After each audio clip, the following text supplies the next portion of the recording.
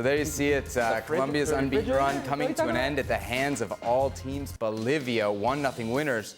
For those keeping track at home, that is now 3 straight World Cup qualifying wins for Bolivia. The first time that they have done that since 1997, and they are now above Venezuela in the CONMEBOL table. A reminder, the top 6 go to the World Cup, 7 goes to the playoff. Ale, let's start with Bolivia here. Yeah. We watched them in the Copa America. They were absolutely terrible. Yeah. And you see what's happened not just in this game, but the last 2-3 games here. I'm shocked at the difference that altitude can make. Should I be shocked? No, I don't think you should. This much of a difference doesn't surprise you? I mean, they were awful at the Copa America. Yes, and I am not arguing that at all. However, a basic requirement for this game is to be able to breathe. And when you go not to La Paz, but even higher than that, breathing is a problem. Now, the worst thing that could have happened to Bolivia here is the fact that they get an early red card. Yeah. And Cuellar is thrown out of the game. And Colombia may have thought, well, now, much like the Venezuela-Argentina game, because of the weather, even playing field, now we have an even playing field because you playing with 1 man less gives us an opportunity, even if we can't breathe. And they created chances. Colombia had chances. We just showed them Cordoba chances. There were other opportunities they had. I don't know how many shots on goal, but quite frankly, Vizcarra, the goalkeeper for Bolivia, had to come up with save after save after save. Bolivia, in the manner in which they approach the game over there in El Alto, is completely and totally different as what they do elsewhere. Whenever they get to about 35 yards out, they're not even thinking about completing the next pass. They're going to take a shot on goal. That is the approach.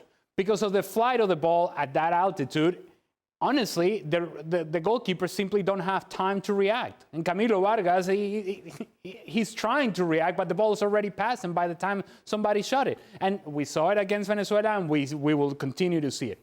I did some research. Dangerous on this Professor show. Ale. Okay. I did Are you some sure you're working on the right program? Because, see, there's always sort of been the suspicion when you go to Bolivia and you're actually playing with this ball, so you're thinking, these balls are lighter. They're lighter. And are they properly inflated? And Lorenzo, the coach for Colombia, actually brought that up prior to the game.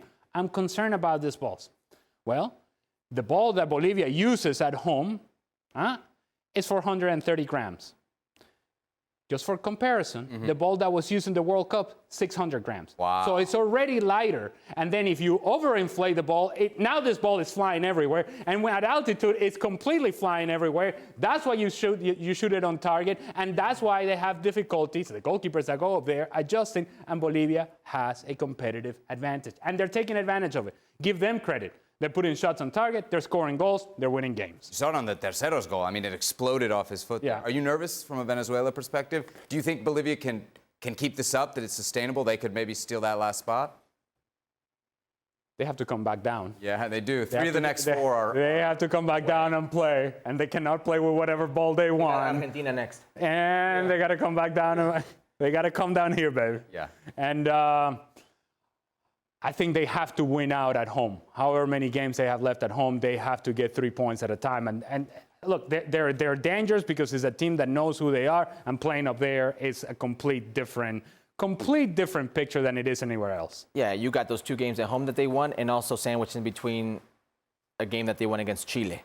And that's a big part of this right now, is how bad Chile are, how bad Peru are. But that being said, new manager bounce after Copa America. They got a new manager. They're playing with a lot of drive. Miguelito, his 3rd straight World Cup qualifying goal in 3 straight games.